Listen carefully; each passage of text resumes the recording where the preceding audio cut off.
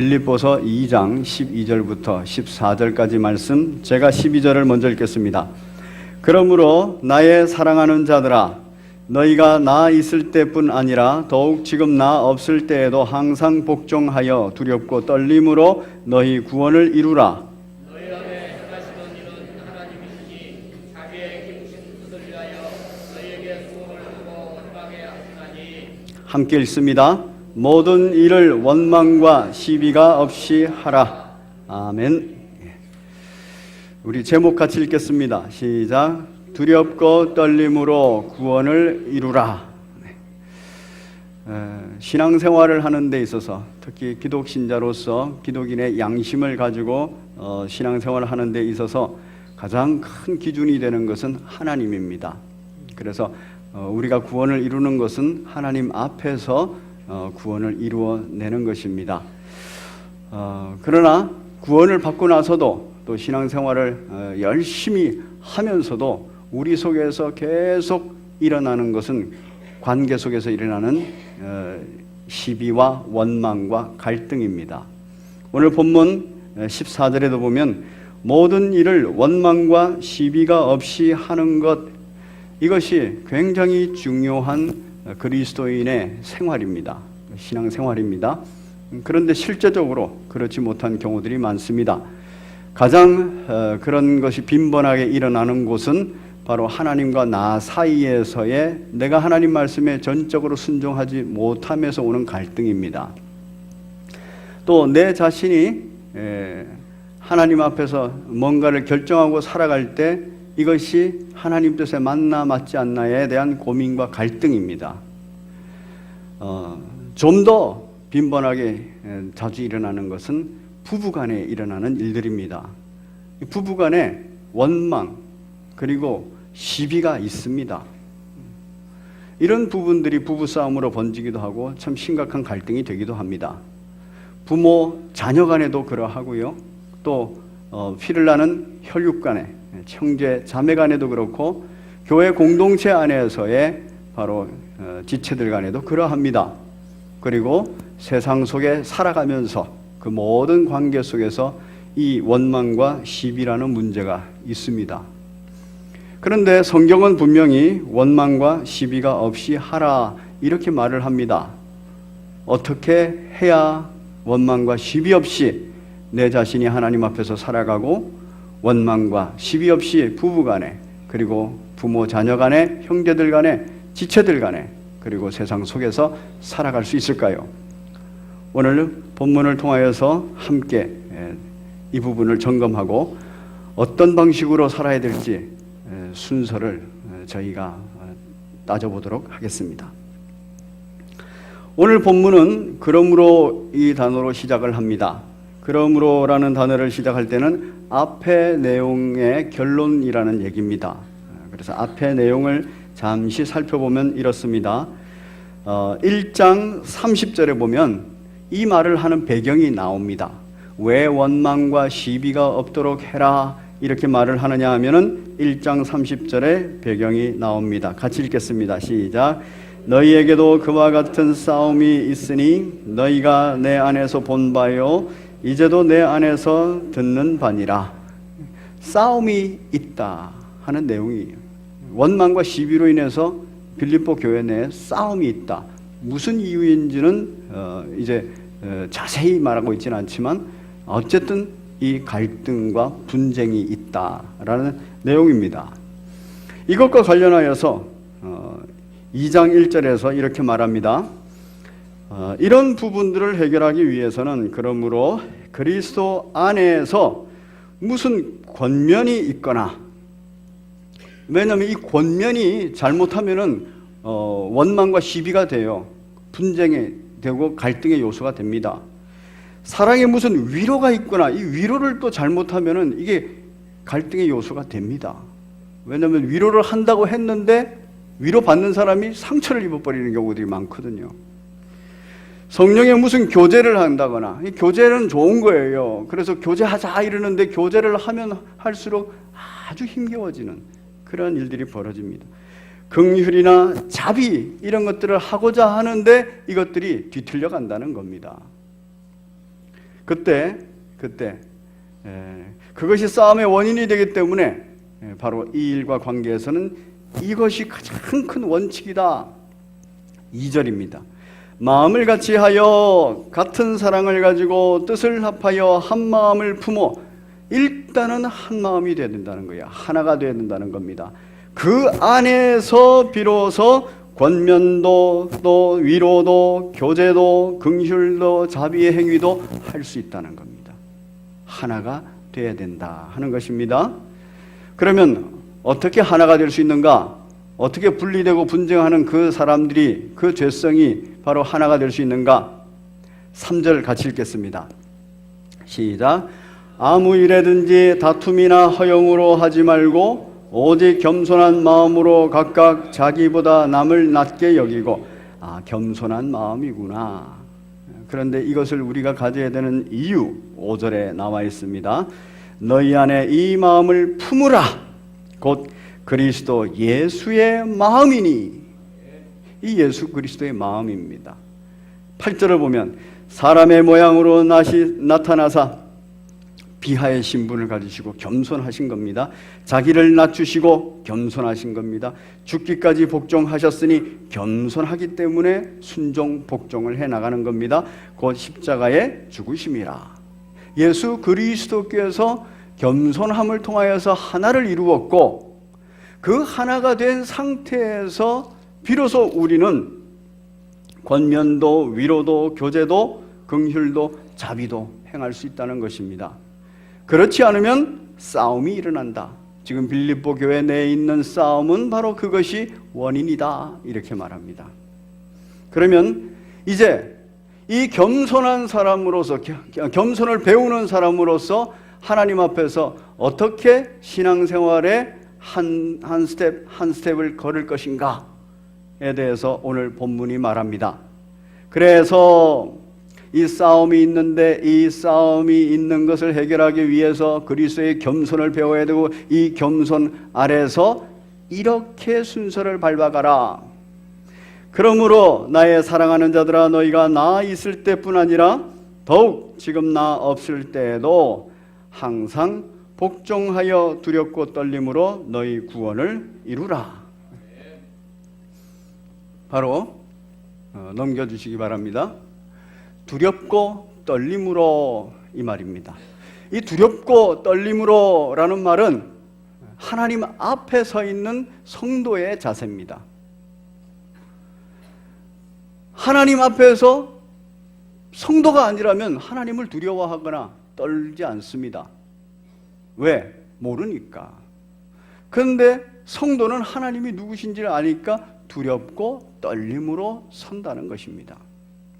이렇게 두렵고 떨림으로 서는데 그 두렵고 떨림으로 서는 방식이 어떤 방식이냐? 바로 하나님께서 주신 말씀이에요. 하나님의 공의로운 말씀, 즉 하나님의 공의 앞에, 즉 성경과 그 성경을 통하여서 새겨진 신앙의 양심과 그리고 하나님께서 일반 은총으로 주신 세상의 법, 이런 것들에 비춰보라는 겁니다. 하나님 앞에서 내 양심에 갈등이 생기고 힘든 일이 생기면 바로 말씀에 비추어보고 신앙 양심에 비추어보고 그리고 이것이 세상 법과 어떤 관련이 있는가 비춰보라는 것입니다. 물론 세상의 법이 하나님의 법을 어기고 하나님의 법을 대적하는 것이라면 세상의 법은 무시해야 됩니다. 신앙 양심으로 세상의 법을 무시하고 하나님의 법만을 쫓아간다면 그것에 대한 책임을 지고 그것에 대한 대가를 지불하면서 살아가는 겁니다. 때로는 고난과 환난을 당하기도 하고 때로는 죽기도 합니다. 많은 순교자들이 바로 세상의 법, 그들이 만들어놓은 세상의 법, 그 법이 하나님의 법을 대적하기 때문에 그것과 관련해서 하나님의 법에 권위를 두고 우선 권위를 두고 그것에 반대했기 때문에 순교의 자리에 갔던 것입니다. 일제강점기 때 신사참배에도 그러했고요. 또 6.25 때 그때 공산주의 앞에서도 그러했습니다. 그건 대가를 지불하고 가는 거죠.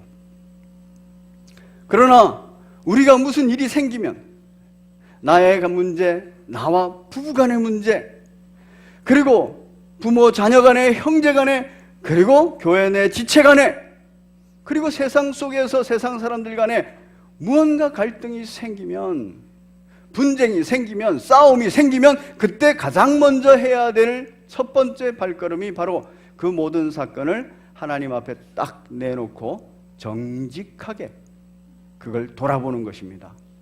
성경에 비추어서, 내 신앙 양심에 비추어서, 성령께서 만들어주신 내 성향 양심에 비추어서 더 나아가서는 법에는 저촉이 되지 않는가. 바로 이와 관련해서는 웨스트민스터 신앙고백 19장 하나님의 율법이라는 제목하에 그 6항에 보면은 이 하나님의 율법이 신자에게도 반드시 필요하다 이러면서 정의를 해놨습니다. 왜 필요한가? 참된 신자는 행위 언약 아래 속하지 않는다. 율법에 의하여 의롭다 함이 되거나 혹은 아주 망하도록 정죄되지 않는다. 그러나 그들에게나 일반 불신자들에게 율법은 크게 유익하게 사용된다. 불신자들에게는 다음과 같이 사용된다 하면서 그들에게도 죄의 절제를 가능케 한다라고 얘기합니다.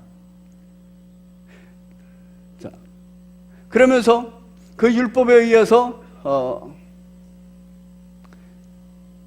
생활 지침이 되고, 지금 불신자들에게만 이렇게 기록이 되어 있네요. 6장에 신자들에게 되어 있는 부분이 있습니다. 6장에 거듭난 사람들에게 보면 그 1번에 죄에 대한 율법의 금령들은 신자들로 하여금 옛 성품의 소원을 견제하는 데 필요하다. 옛 성품의 소유, 육체의 소유, 이것들 견제하는데 하나님의 말씀이 필요한 거예요. 그래서 하나님 말씀 앞에 딱 내놓고 사건의 그 이유들을 다 보면 이게 내 옛 성품의 소원을 이루고자 하는 것인지 아니면 정말 하나님의 뜻과 그 계획하심을 이루고자 하는 것인지 알게 된다는 것입니다. 그 세 번째는 이렇습니다. 율법의 사역이 선행은 장려하고 악행은 제지시키는 데 있다.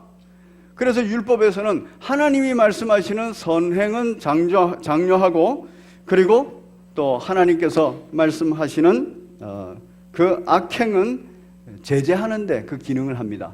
그래서 하나님과 나와의 갈등, 내 안에서의 갈등, 또 나와 내 배우자와의 갈등, 그리고 모든 이웃들과의 갈등, 그 갈등의 내용을 딱 말씀 앞에 내놓고 두렵고 떨림으로 성령의 인도하심과 조명하심에 따라서 보면, 아, 이것이 육체의 소욕을 이루고자 함인가, 아니면 성령의 은혜를 받아 성령의 열매를 맺고자 함인가 알 수 있다는 것입니다. 그걸 그렇게 알아야 된다는 거예요. 그래서 먼저 그것을 정해야 돼요. 하나님의 말씀 앞에서 두 번째, 신앙 양심으로 세 번째, 바로 이것이 세상의 법과는 어떻게 관련이 있는가? 그 두 번째입니다. 이렇게 밝혀져서 아, 이것이 하나님의 뜻이다, 이렇게 되면은 그 다음 단계를 가야 됩니다. 정말 내가 이게 하나님의 기쁘신 뜻인 줄 내가 알겠는데 이것이 나의 소원이 되느냐? 소원이 된다는 것은 그걸 이루고자 하는 강한 열정이 내 속에서부터 자원하는 마음으로 올라온다는 것입니다. 왜냐하면 우리의 연약함과 우리의 부족함 때문에 하나님의 말씀도 알고 하나님의 뜻도 계획도 다 아는데 이게 용납이 안 되는 경우가 있어요. 이걸 실행을 못하는 경우가 있어요. 이건 나의 능력의 부족입니다. 하나님께서는 분명히 기쁘신 뜻을 위하여 우리의 마음에 소원을 두고 행하게 하신다, 이럽니다. 오늘 본문 13절을 같이 읽겠습니다. 13절입니다. 시작.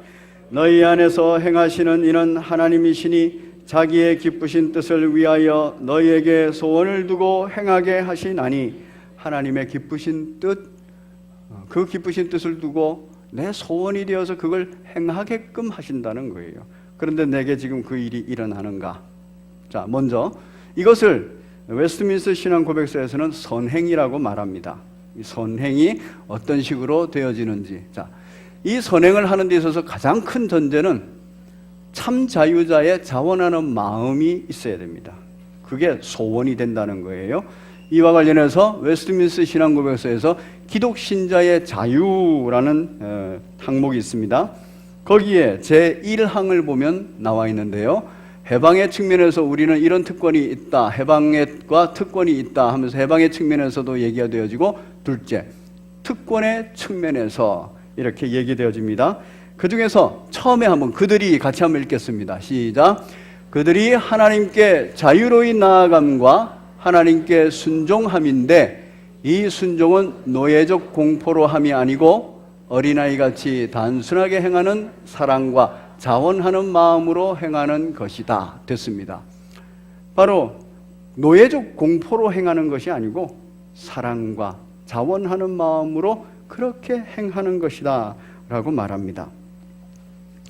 이것이 하나님의 기쁘신 뜻, 그 뜻이 내 마음 속에 이렇게 심기워집니다.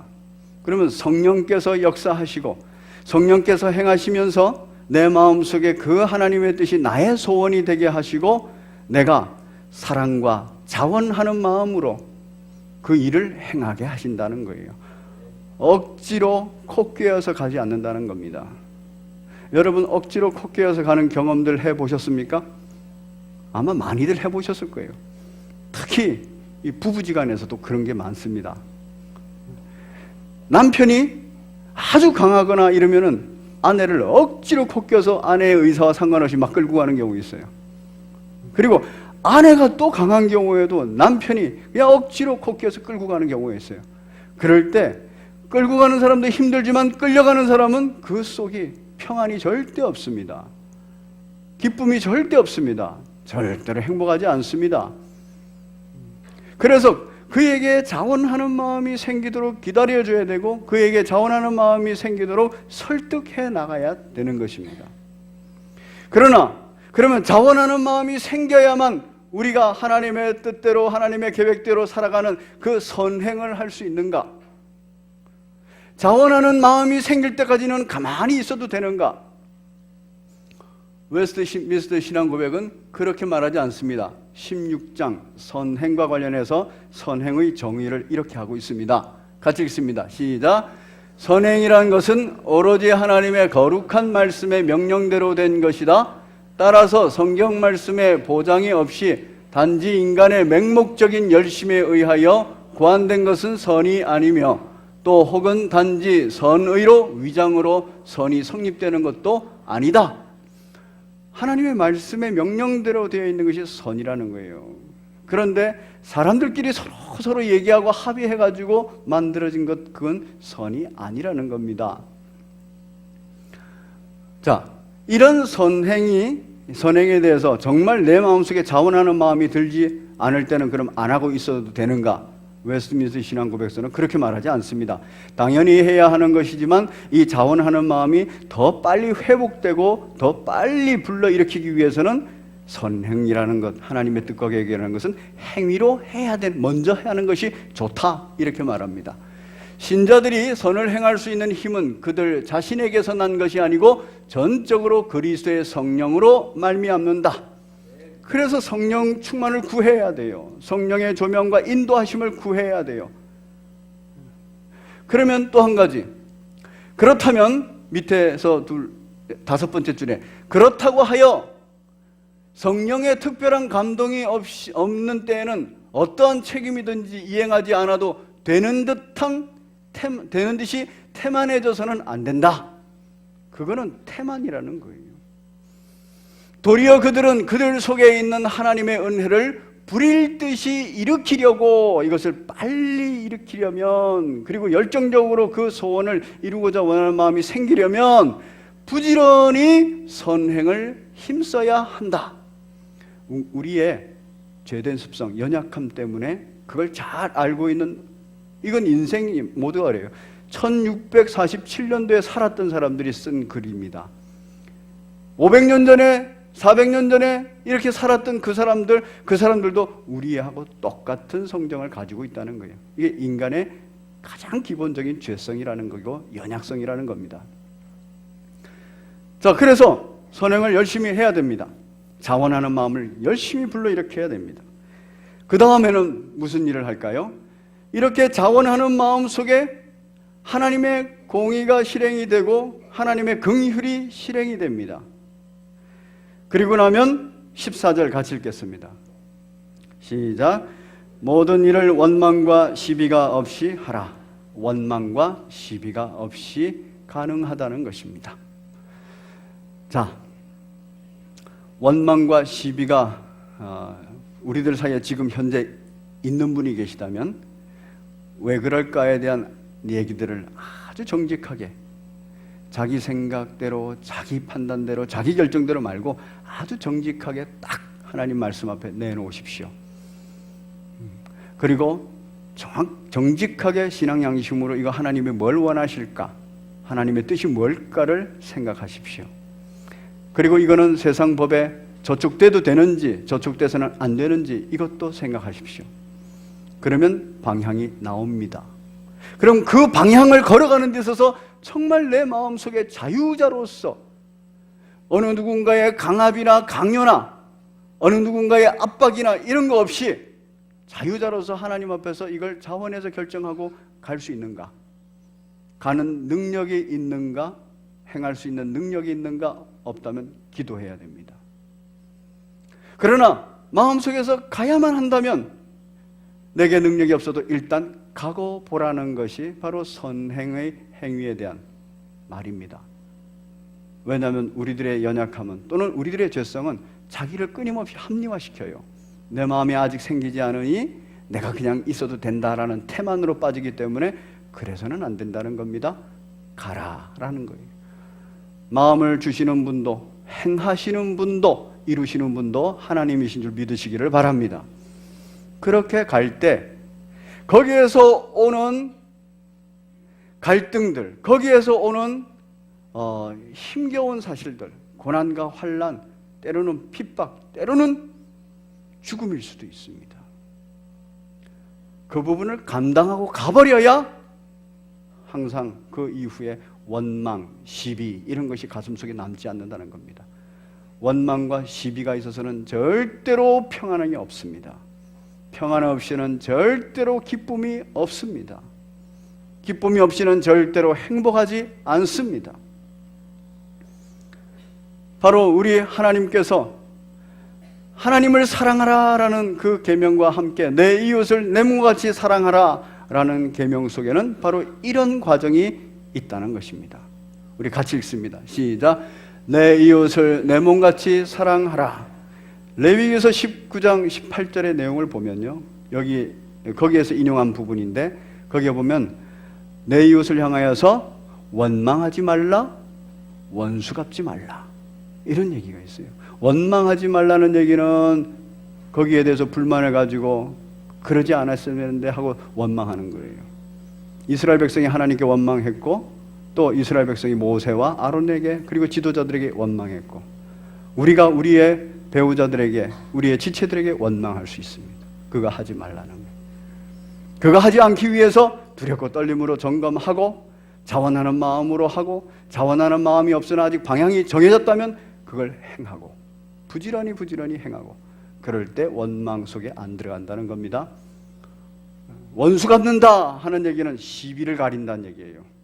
지금은 내가 틀렸다고 인정받았으나 그러나 다음번에 이런 일이 있을 때는 내가 그걸 맞았다고 다시 뒤집겠다. 시비를 가린다는 얘기입니다. 그런데 내 이웃을 사랑하라는 그 사랑의 행위에는 시비하지 말라, 즉 원수를 갚지 말라 하는 내용이 있습니다. 이것을 이루어내는 것입니다. 이게 결과예요. 우리들의 삶의 결과 속에서는 원망과 시비가 없는 것이 당연하다는 거예요. 그걸 위해서 바로 실제로 싸움이 있는 원망과 시비로 말미암아 싸움이 있는 빌립보 교회 내에 바로 이것을 이런 식으로 권면하고 그리고 위로하고 교제하고 긍휼을 베풀고 자비를 행한다 할지라도 한 마음을 가져야 된다. 한 마음이 된 상태에서 이 일이 일어나야 되고 한 마음이 되기 위해서는 겸손해야 한다. 이 겸손은 예수 그리스도께서 보여주신 겸손이다. 그리고 이 겸손을 어떻게 행할 것인가? 바로 스텝을 그대로 얘기하고 있는 것입니다. 여러분, 성경의 역사 속에서 기록되어 있는 역사 속에서 가장 원망과 그리고 시비로 인하여서 힘들어하는 사람이 누굴까요? 저는 개인적으로 본디오 빌라도 같아요. 왜냐하면은 이 본디오 빌라도는 그 마지막 재판을 하면서 나는 손 털었다 이렇게 말을 했어요. 손 털었다, 나는 죄가 없다, 너희들이 다 감당해라, 그리고 대중들도 우리가 다 감당하겠습니다 이랬어요. 근데 신앙 고백, 사도신경으로 신앙을 고백하는 모든 교회, 전 세계의 교회, 전 인류의 교회, 그 교회가 지금까지 매주일마다 본디오 빌라도가 어쩌고 저쩌고 저쩌고 이렇게 얘기하지 않습니까? 얼마나 억울합니까? 그런데 그가 바로 이 스텝을 밟지 않았기 때문에 그렇게 본인이 원통한 일이, 억울한 일이 생기는 겁니다. 우리 마지막으로 본디오 빌라도와 예수 그리스도께서 이 일을 어떻게 처리하셨는가를 한번 보겠습니다. 마태복음 27장입니다. 마태복음 27장을 보면 예수님의 마지막 재판 사건이 나옵니다. 그 마지막 재판 사건의 15절에 보면 본디오 빌라도에게는 권한이 있습니다. 명절이 되면 총독이 무리의 청원대로 죄수 한 사람을 놓아주는 전례가 있었다. 그래서 빌라도가 그래 누구를 놓아줄까 묻기를 원했습니다. 그래서 죄인이라고 온 천지에 알려져 있는 유명한 죄인 바라바냐 아니면 예수 그리스도냐, 예수냐 이렇게 묻고자 했습니다. 그런데 자기의 판단은 이미 서 있었어요. 뭐가 서 있었냐면은 예수님은 죄가 없다 하는 것이 서 있었습니다. 18절을 보면 이렇게 나와 있습니다. 같이 읽겠습니다. 마태복음 27장 18절입니다. 시작. 이는 그가 그들의 시기로 예수를 넘겨준 줄 알미더라. 이 유대인들 무리들의 시기와 질투로 예수님을 지금 총독에게 재판까지 넘겨준 것으로 이미 알고 있다는 거예요. 그리고 그에 대해서 또 마음속에 더 확신을 주는 얘기가 그 다음 나옵니다. 총독이 재판석에 앉았을 때 그의 아내가 사람을 보내어 이르되 저 옳은 사람에게, 예수님이죠, 아무 상관도 하지 마십시오. 오늘 꿈에 내가 그 사람으로 인하여서 애를 많이 태웠나이다. 예수님이 죽어가는 그 모습, 그걸 보면서 애를 많이 태웠다는 거예요. 사랑하는 아내로부터도 이런 얘기를 들었어요. 그래서 내가 어떻게 결정을 해야겠다 이런 마음은 대충 하고 있는데 20절에 보면 대제사장들과 장로들이 무리를 권하여서 바라바를 달래하고 예수를 죽이자 이렇게 의논을 해버렸습니다. 대중을 움직이겠다, 군중을 움직이겠다. 총독이 말합니다. 둘 중 누구를 너희에게 놓아주기를 원하냐? 그러니까 바라바를 내어주십시오 얘기를 합니다. 빌라도가 말합니다. 그러면 내 마음에는 무죄한 그리스도라 하는 예수, 이 사람은 어떻게 하랴? 그들이 또 이렇게 말합니다. 십자가에 못 박아 죽여야겠습니다. 우리 23절을 같이 읽겠습니다. 이게 악행인 줄을 알고 있어요. 시작. 빌라도가 이르되 어찌미냐 무슨 악한 일을 하였느냐? 그들이 더욱 소리질러 이르되 십자가에 못 박혀야 하겠나이다 하는지라. 예수님이 악한 일을 한 게 없다는 거예요. 무슨 악한 일을 했냐? 왜 이렇게 너희들이 이 일로 진행을 시키느냐? 공정하게 판단하고 분별해야 됩니다. 하나님 말씀 앞에서도 그래 해야 되고, 하나님을 믿지 않는 빌라도니까 말씀은 넘어서서 자신이 가지고 있는 사회적인 양심으로도 이 부분 분별해야 됩니다. 그 양심이 화인을 맞았다 하면 그 다음에 총독이기 때문에, 재판장이기 때문에 법으로라도 이 부분을 분별해야 됩니다. 그런데 법으로도 양심으로도 그리고 아무런 죄가 없는 이 사람을 지금 이 군중이 원하는 대로 합니다. 그런데 군중이 원하는 대로 하는 이유가 있습니다. 24절에 시작. 빌라도가 아무 성과도 없이 도리어 밀란이 나려는 것을 보고 됐습니다. 밀란이 나려는 것을 두려워하는 거예요. 군중이 들고 일어나가지고 뭔가 일을 저지를 것 같아요. 근데 누굴 더 두려워합니까? 로마 본국에서는 자기가 지금 유대 땅에 와서 아무런 성과가 별로 없는 거예요. 그런데 나가가지고 밀란이나 일어나게 했다, 이런 책임을 또 물을 수 있거든요. 그렇기 때문에 이 양당 간의 두려움을 갖고 있습니다. 그 속에서 자신이 할 수 있는 최선이라고 생각했겠지요. 바로 물을 가져다가 무리 앞에서 손을 씻으며 이르되 이 사람의 피에 대하여 나는 무죄하니 너희가 당하라. 책임을 전가해버립니다. 여러분, 책임을 져야 하는 자리에 있는 사람은 책임을 져야 됩니다. 책임 있게 결론을 내려야 됩니다. 책임을 져야 하는 사람이 자기의 책임을 회피해버리면 그 결과가 자기한테서 사라지는 게 아닙니다. 그대로 남는 겁니다. 백성이 다 대답하여 이르되 그 피를 우리와 우리 자손에게 돌릴지어다. 백성들은 그냥 그 말을 하는 거예요. 이에 바라바는 그들에게 놓아주고 예수는 채찍질하고 십자가에 못 박히게 넘겨주니라. 지금 본디오 빌라도의 얘기를 한번 잘 보시면, 처음에 하나님 앞에서 두렵고 떨림 그거 없습니다. 양심 앞에서 두렵고 떨림도 없습니다. 그것도 넘어가 버렸어요. 그 다음에 로마 법 앞에서도 두렵고 떨림 그거 넘어가 버렸습니다. 모든 것에 두렵고 떨림은 사람이었어요. 바로 로마로부터 문책받는 것, 그리고 유대 군중으로부터 또 밀란이 일어나는 것. 두렵고 떨림 가운데서 분별하지 못했기 때문에 넘어가는 거예요. 그래서 책임을 지고 가는 겁니다. 그 다음에 기쁘신 뜻을 위해서 소원을 두고 참 자유자로서 자원하는 마음으로 했는가? 자원하는 마음은 풀어주는 거예요. 그런데 지금 코 끼어가는 겁니다. 군중들에 의해서, 대제사장과 그리고 유대 지도자들에 의해서 코 끼어가는 겁니다. 억지로 끌려가는 거예요. 가는 동안에도 별로 기분이 안 좋습니다. 그리고 이렇게 내보내놓고 나서 집에 돌아가서 그 아내한테 무슨 소리를 들었을까요? 바가지를 박박 긁었을 수도 있습니다. 편하지 않습니다. 그 결과 오늘날까지 원망과 시비가 생길 만한 그러한 상황에 놓이게 된 겁니다. 오늘날까지. 여러분, 우리가 일들을 처리할 때 이 순서를 꼭 밟으셔야 돼요. 쉽지 않습니다. 그리고 능력이 없을 때도 많습니다. 그러나 멀리 보고 원망과 시비가 일어나는, 그 싸움이 일어나는 이런 상황 가운데 들어가지 않으려면 잘 점검해서 그 다음으로 넘어가야 됩니다. 우리 예수님은 어떻겠을까요? 예수님은 우리가 알다시피 오늘 마태복음 27장을 보시면요, 12절에 보겠습니다. 대제사장들과 장로들에게 고발당하되 예수님은 아무 대답도 아니하시는지라. 예수님이 왜 아무 대답도 아니하실까요? 왜냐하면 예수님은 하나님의 뜻과 그 계획 앞에서 두렵고 떨림으로 지금 그 길을 가는 겁니다.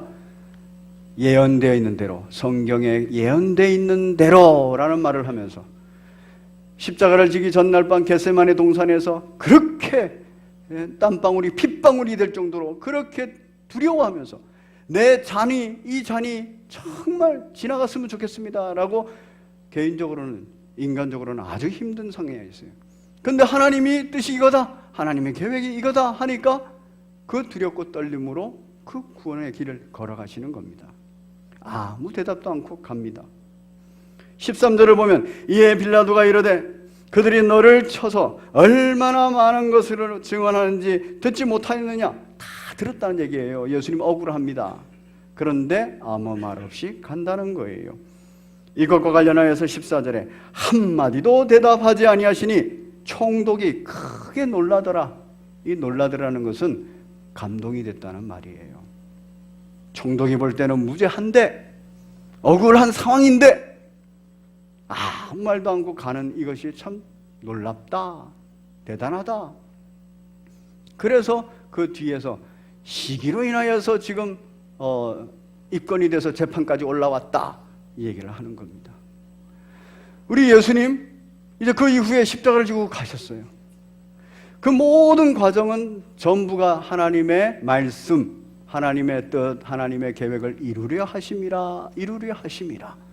그래서 어린 양으로서 그 대가를 지불하면서 가십니다. 자원해서 가셨어요. 그렇죠? 하나님 앞에서 두렵고 떨림으로 판단하셨고, 그리고 자원해서 기쁘신 뜻이 그 안에서 알고 있기 때문에 그것이 예수님의 소원이 됐어요. 내가 십자가에서 대속의 죽음을 가야겠다.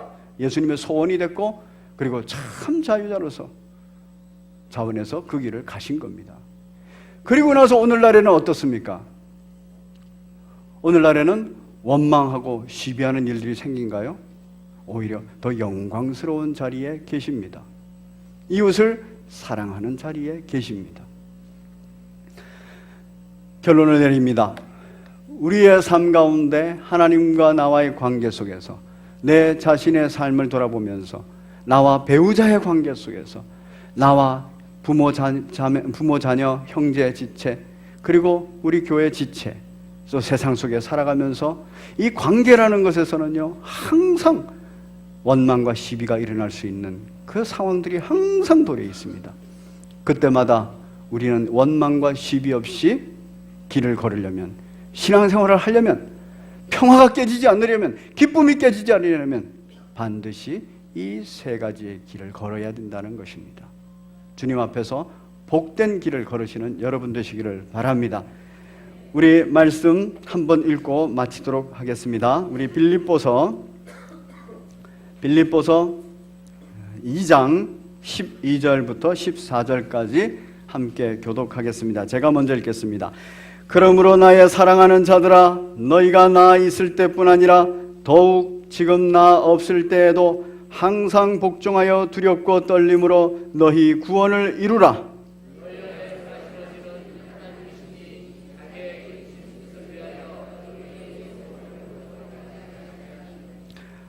함께 읽습니다. 모든 일을 원망과 시비가 없이 하라.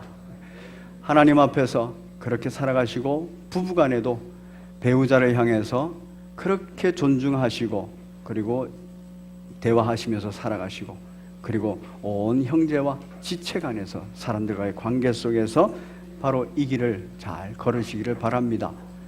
우리 인생은 참으로 연약하여서 상황과 환경에 따라서 막 바뀝니다.